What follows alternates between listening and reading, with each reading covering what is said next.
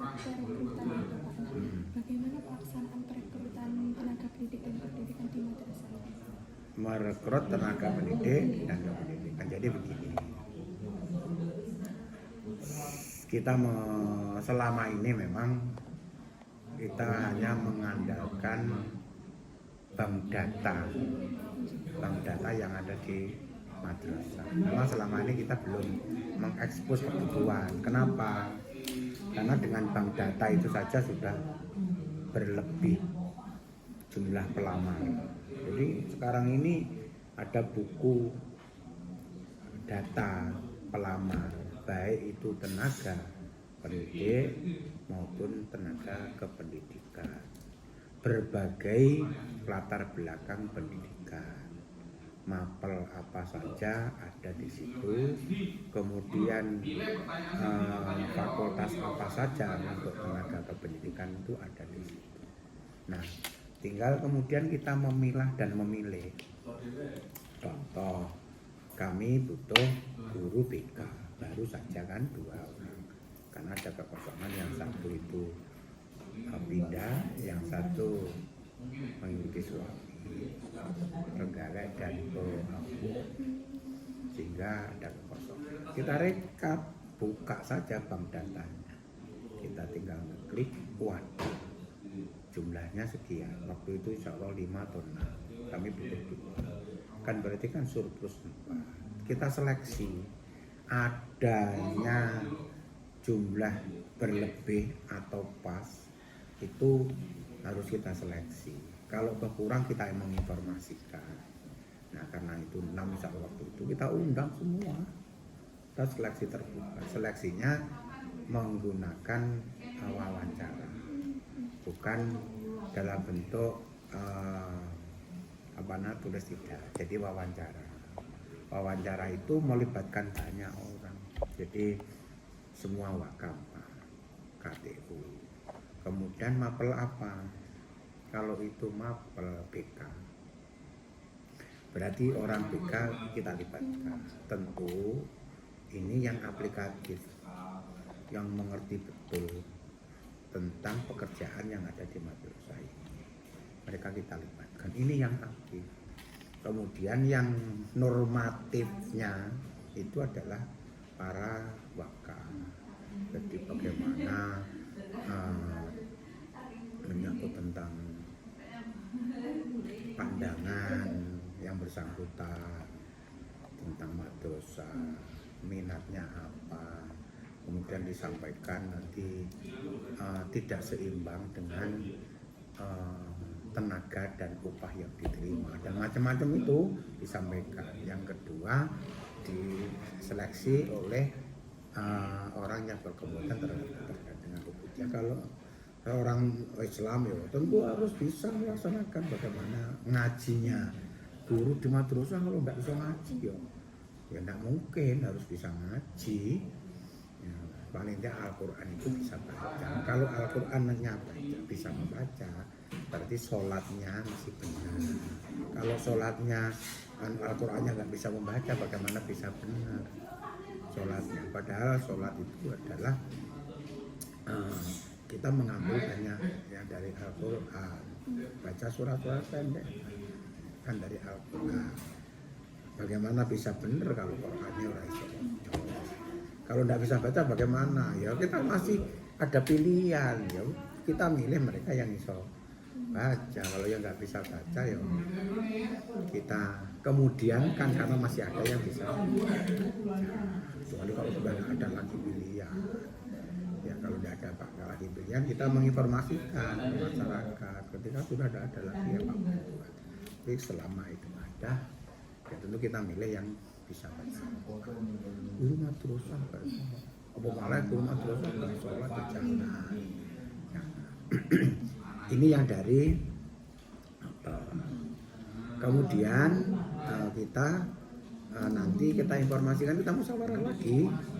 Setelah musyawarah ketemu siapa 6 orang tadi yang mulai grade tinggi 1, grade tinggi 2, itu yang kita objektif tanpa ada kepentingan apapun, objektif. Dari KTU, dari sisi administrasi yang bersangkutan punya ijazah atau tidak, bener punya ijazah atau tidak, kemudian perguruan tingginya mana, akreditasinya apa, dan lain sebagainya. Itu urusan kami. Urusan kami. Kemudian setelah begitu guru BK ini yang apa namanya, yang menjelimet, bahkan mungkin bisa micro teachingnya ya di guru di koordinator BK yang kita untuk ngetes, kan bisa ngukur itu. Jadi 6 orang tadi yang memiliki kapasitas ke-BK-an siapa, kemudian sudah terbiasa berkomunikasi dengan orang lain belum, orang lain itu bisa siswa dan sebagainya. Kalau yang sudah pengalaman ya kita dahulukan, kita terima kalau yang sudah pengalaman. Nah, tetapi yang sudah pengalaman kita lihat ijazahnya ini dari perguruan tinggi, akreditasinya apa, negeri atau swasta. Kita tidak mendikotomikan ya, negeri atau swasta itu tidak mendikotomikan, sama saja. Tetapi kemudian IP-nya berapa dan macam-macam, ini yang menjadi pertimbangan kita. Yang dari TU juga begitu, sama, tetapi yang dominan saya. Dari Waka juga sama. Kemudian nanti narasumbernya apa namanya, yang banyak menanyakan terkait dengan ketatarusahaan saya. Apa motivasi Anda kepengen menjadi pegawai MTS 2? Kemudian ijazahnya apa, perguruan tinggi dari mana, latar belakang Anda waktu di mahasiswa itu aktif di apa, organisasinya apa. Itu penting bagi kami, karena organisasinya apa itu tidak penting, tapi masuk organisasi itu bagi saya penting, karena dengan organisasi itu saya yakin dia memiliki wawasan.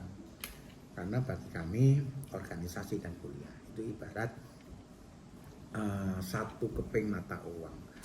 Baliknya organisasi, baliknya yang lain adalah perguruan tinggi. Sehingga the first of university itu adalah kampus, the second of university itu adalah organisasi. Itu saling melengkapi. Pinter ketika kemudian tidak berorganisasi, transformasi keilmuan kepada orang lain ini tidak sehebat, selancar mereka yang aktivis organisasi. Aktivis organisasi, administrasinya mesti juga. Nah, itu yang kita utamakan dulu. Kalau memang ada ya itu kita ambil. Kalau tidak ada ya nanti kemudian hasil wawancara piye solate, kemudian IP-nya piro, kemudian motivasinya menjadi pegawai itu apa, itu penting juga. Kalau motivasinya sekedar nganggur saja, ayo jangan. Motivasinya apa, kepengen membangun macam-macam itu. Ya, kalau tidak ada motivasi bagaimana bisa bekerja secara baik? Kok ada pegawaian yang lebih menjanjikan, kemudian kami ditinggalkan begitu saja, ya kan? Jadi tinggalkan silahkan saja, tapi kalau itu kemudian lebih baik dari madrasah ini silahkan. Tapi kadang-kadang kan waleh dan macam-macam, berarti kan tidak seperti itu. Alur kami untuk bisa merekrut baik itu tenaga pendidik maupun tenaga pendidikan. Dalam pelaksanaan perekrutan itu kan mesti ada kendala, Pak. Itu kendala apa yang dialami madrasah? Pertama, kadang kita kan memanfaatkan bank data. Kadang nomor telepon diganti, tidak memberitahu kita, sehingga ini menjadi kendala. Yang kedua, karena itu bank data, setelah kita telepon dia sudah mendapatkan pekerjaan di tempat lain. Kita berterima kasih malahan sudah mendapatkan pekerjaan. Yang ketiga, bisa dihubungi tapi tidak diangkat-angkat. Kemudian yang kendala yang berikutnya terkait dengan kebutuhan yang kita miliki tetapi tidak sesuai dengan yang kita harapkan. Jadi kita punya harapan tapi di lapangan tidak sebagaimana yang kita harapkan. Itu di antara kendala-kendala yang yang selama ini ya sekitar itu saja. Kendala-kendala yang syar'i itu tidak. Menurut Bapak Malcolm, dari pelaksanaan tersebut apa yang perlu dievaluasi? Gini, jadi karena ini lembaga negeri itu sebenarnya yang paling nikmat, nyaman, komponen madrasah ini sudah tidak terlalu banyak berpikir terkait dengan penambahan pegawai, penambahan guru. Itu ya kita di drop. Kita kan tiap tahun ada analisis, Mbak. Jadi jam mapel bahasa Indonesia itu dalam semester kelas 7, kelas 8, kelas 9 itu dalam satu semester butuh berapa jam, tersedia guru berapa. Nah itu kita laporan secara kontinu ke Kemenak. Nah ketika kemudian ada seseorang yang pensiun, itu seandainya kemudian langsung didistribusi oleh Kemenak, kita enak tanpa harus menggunakan, apalagi kalau itu lembaga yang kita didistribusi ini mereka yang pegawai negeri dan macam-macam, sudah tidak menjadi beban madrasah. Dan kalau kita ngangkat kan harus berpikir bayarannya piye dan macam-macam. Jadi kalau itu harapan kami seperti itu. Yang kedua, apapun itu tentu kami berharap itu kan kadang tinggal harapan, karena memang stok yang ada di Kemenak itu juga terbatas. Nah, kami mengharapkan masyarakat ini tidak harus kita jawab ada lamaran. Ya silakan saja melamar, akan menjadi bank data kami, menjadi data kami, kita rekap dan sebagainya. Kapanpun kalau mau ganti nomor telepon segera menginformasikan, biar kami nanti kita komunikasikan nanti bisa nyambung. Itu yang harapan kami. Yang kedua, kalau toh seorang pelamar itu ya dilengkapi, Mbak. Kadang kan baru saja lulus, boleh surat keterangan dari kampus sudah lulus, itu dibuat lama. Melamar itu tidak bisa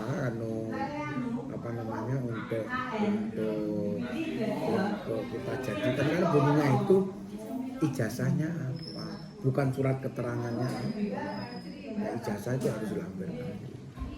Kalau toh kadang surat keterangan melamar, tapi ketika sudah menerima ijazah silahkan diperbarui lamaran itu.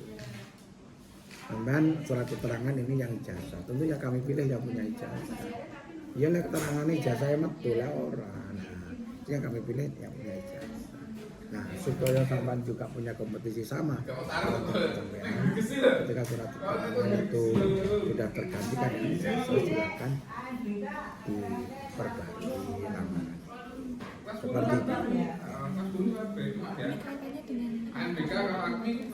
Bagaimana madrasah meningkatkan kompetensi tenaga pendidik di sini? Banyak, Pak, banyak. Jadi kalau itu dari dalam diri seseorang itu yang bersangkutan, banyak tawaran-tawaran diklat online itu, Mbak. Banyak. Sudah itu dilakukan yang sesuai dengan mapelnya. Yang kedua, ini didukung, seorang guru itu didukung dengan tunjangan yang namanya tunjangan profesi. Itu prof. Namanya saja juga profesi. Jadi ini dalam rangka pengembangan profesi. Duit tunjangan ini untuk pengembangan profesi. Jadi semakin lama guru ini akan semakin berkualitas. Kenapa? Karena terus mengupdate diri, mengasah diri dengan didukung dengan dana dari pemerintah yang namanya tunjangan profesi.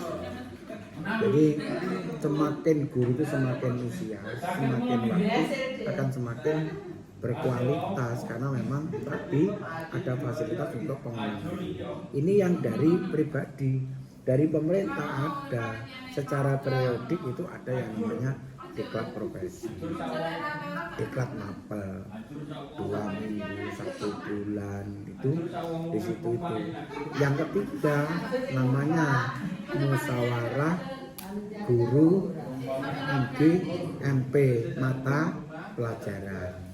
Itu baik di tingkat madrasah maupun di tingkat kota. Enak, Mbak. Jadi ada MGMP matematika tingkat madrasah. Jadi secara periodik, apakah kesepakatan, apakah 1 bulan sekali, apa 1 minggu sekali, mereka kumpul saling mengasah terkait dengan mata pelajaran. Oke loh, aku menemukan hal baru. Di situ di musyawarah. Oke, ada kendala ini biar penyelesaiannya. Ini yang tingkat madrasah, belum yang tingkat kota. Nah, lalu tingkat kota juga sama seperti itu. Jadi ada update diri disampaikan di situ oleh pengurus dan macam-macam. Nanti hasil itu dibawa ke MGMP tingkat madrasah dan macam-macam. Atau MGMP tingkat madrasah menemukan sesuatu dibawa ke MGMP tingkat kota dan sebagainya. Jadi seorang guru itu memang dituntut itu dan fasilitas itu ada. Nah, jadi bagi kami seorang guru ini juga sudah jelas anunya, Pak. Step by stepnya jelas. Baik itu secara perorangan individu dalam rangka pengembangan diri, dan juga madrasah ini membuka seluas-luasnya. Silakan mau ke S2, silakan mau ke S3 dalam rangka pengembangan diri. Toh nanti kembalinya kepada madrasah. Semakin kualitas tenaga pendidik, maka semakin membawa kualitas output pendidikannya.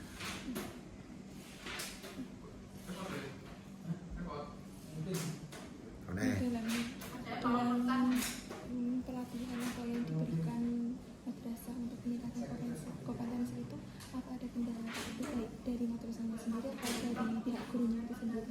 Jadi ya semuanya itu kembali ke manusia. Ya kadang namanya orang punya ulur. Jadi kendalanya ya hanya karena payung sekidulnya yang barangkali berbenturan dengan kegiatan pribadi atau kegiatan madrasah. Kalau kegiatan madrasah mungkin bisa tergantikan dengan guru piket. Tapi kalau sudah kepentingan pribadi mungkin sakit. Yang kedua, kalau dukungan materi insya Allah tidak menjadi kendala. Yang kedua, kalau itu dilaksanakan di madrasah ini tentu bukan narasumbernya, bisa saja mungkin jaringan internetnya dan lain sebagainya, karena ini kan menyangkut kebutuhan yang kita tidak bisa memprediksi apa yang terjadi. Itu yang menjadi kendala. Kadang internetnya down dan macam-macam, itu yang menjadi kendala. Tapi pada hakikatnya pada saat pelaksanaan kendala-kendala itu tidak terlalu prinsip bisa yang akan mengurangi kualitas diklat itu tidak. Dalam kinerjanya apakah pimpinan juga yang melakukan pengawasan, Pak? Oh iya, jadi secara hierarki seorang pemimpin ini ada namanya program kegiatan, ada namanya action, jadi pelaksanaan program, ada yang namanya evaluasi. Setelah diketemukan, dilakukan, kalau itu memang kekurangan maka dilakukan yang namanya remedi. Kalau itu sudah berlebih namanya pengembangan. Nah, terkait dengan yang dilakukan oleh seorang pemimpin, maka kita melihat program masing-masing person itu kemudian diberikan kepada kepala madrasah, ditandatangani oleh kepala madrasah. Dari situ kepala madrasah akan memantau bahwa si A melaksanakan kegiatan ini dilaksanakan kapan, kemudian minggu keberapa, kemudian tanggal berapa, bulan berapa, hasilnya apa dan lain sebagainya. Nah, apakah itu terlaksana atau tidak dan sebagainya. Kemudian itu dilakukan pengawasan. Kalau kemudian program ini belum dilaksanakan, maka tugas pimpinan, Mbak, Mas, Pak, Bu, iki sudah terlewat 1 minggu belum dilaksanakan, atau Mbak, Mas, Mbak, Pak, Bu ini sudah menjelang dan segera dipersiapkan dan lain sebagainya. Seperti itu dalam melakukan pengawasan terkait dengan pekerjaan, ya. Kemudian kalau kemudian terkait dengan disiplin pekerjaan, ya dilakukan pengawasan. Bu, Pak, ini kok ada kekosongan tanggal sekian dan lain sebagainya. Ini tugas pimpinan untuk melakukan peneguran macam-macam dan lain sebagainya. Sehingga dengan demikian dilakukan pengawasan itu, ya tentu akan meningkatkan kinerja pegawai. Kalau untuk di tata usaha sendiri apa saja programnya di sini? Di sini ini kalau di tata usaha ini namanya tata usaha. Jadi penyediaan administrasi ketatausaan di bidang madrasah di bidang tata usaha. Jadi penyediaan administrasi untuk madrasah. Nah, madrasah ini bermacam-macam. Jadi dimulai dari surat keluar, surat masuk. Kemudian ketika surat keluar itu ditujukan kepada siapa, tujuannya apa. Kemudian tindak lanjut dari surat keluar itu seperti apa. Kemudian surat masuk juga begitu. Surat masuk itu ditujukan kepada siapa.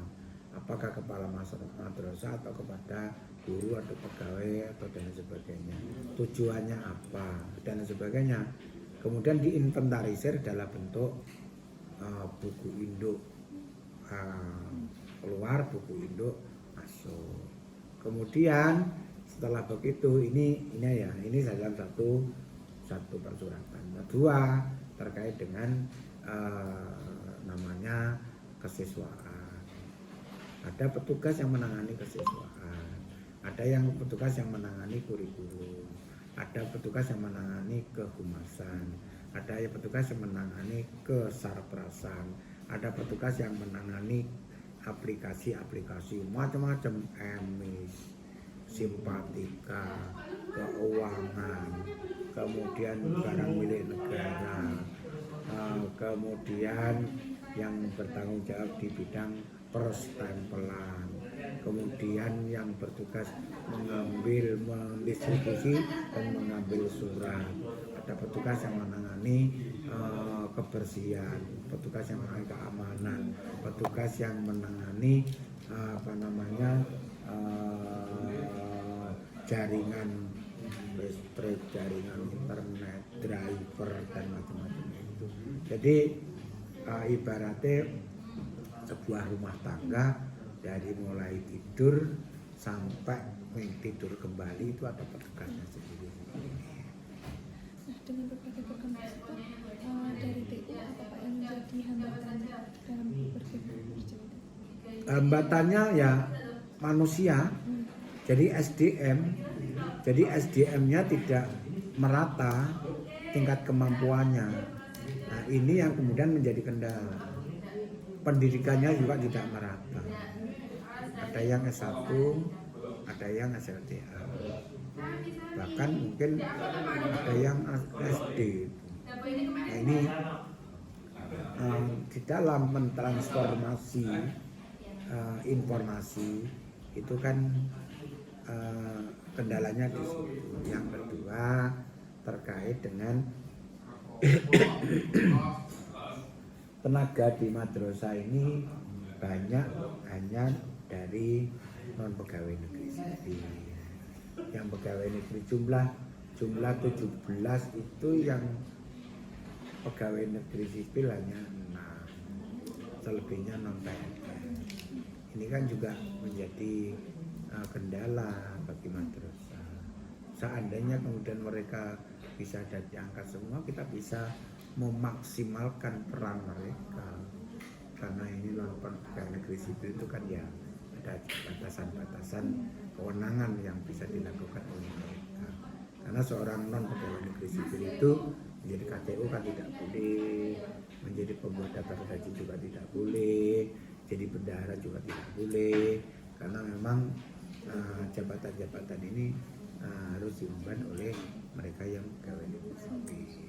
Ya, menjadi PPK nggak boleh, menjadi CPSPM nggak boleh, jadi pembuat daftar gaji itu tidak boleh. Seperti itu, Mbak. Nah, seandainya kemudian bisa negeri semua, ya tidak ada kendala, mereka bisa kita tunjuk menjadi jabatan-jabatan tadi seperti itu. Bagaimana kalau evaluasinya di TU selaku kepala KPK? Jadi gini, pertama diawali dari program. Masing-masing pegawai ini punya program. Masing-masing pegawai punya program. Kemudian kita kendalikan program itu si A sesuai dengan uraian tugas yang kita buat, kemudian mereka kita berikan melakukan kegiatan itu, melakukan program itu, kita sampaikan, kita buka dengan buku yang kami miliki itu. Nah, kita buka si A ini sudah dikerjakan atau belum, si B ini sudah dikerjakan atau belum. Kalau sudah, kita tinggal nyontengi saja. Kemudian setelah begitu dalam 1 bulan itu dilaporkan yang namanya laporan kinerja pegawai madrasah. Dari situ kita bisa melihat pekerjaan ini yang sudah, ini yang belum. Yang belum kita tanya mereka, kenapa ini belum? Nah, kita apa kendalanya? Kendalanya kita carikan solusi. Nah, setelah begitu kemudian laporannya kita kumpul menjadi sebuah bank laporan kami, kemudian bulan berikutnya sama seperti kita proses sampai 1 tahun. Ini yang dalam bentuk tulis, yang dalam bentuk non tulis, rapat 1 bulan sekali kami melakukan rapat. Jadi kendalanya di mana? Kita sampaikan seseorang apa yang menjadi kendala pekerjaannya seperti ini, kita musyawarah bareng, dipandu oleh KTU, diarahkan oleh Bapak.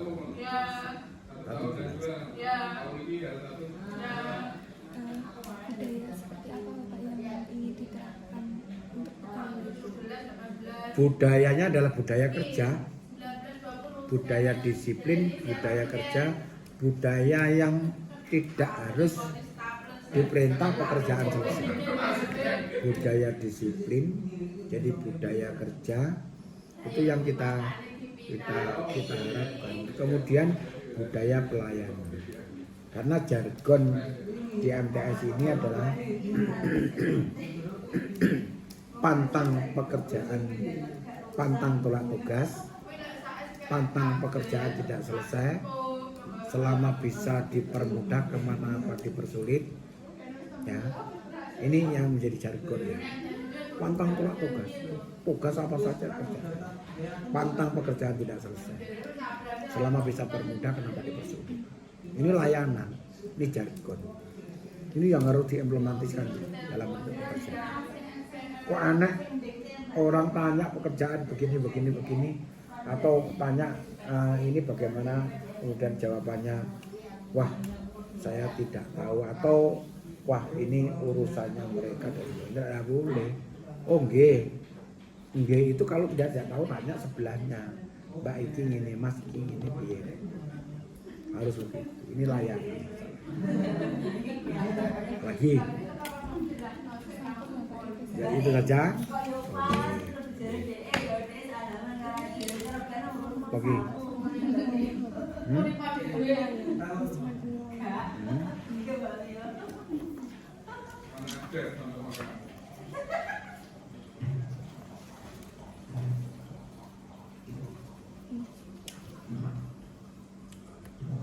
Oh ya.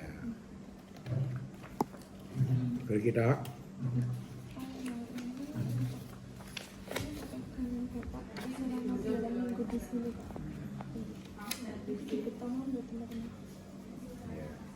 Tinggi.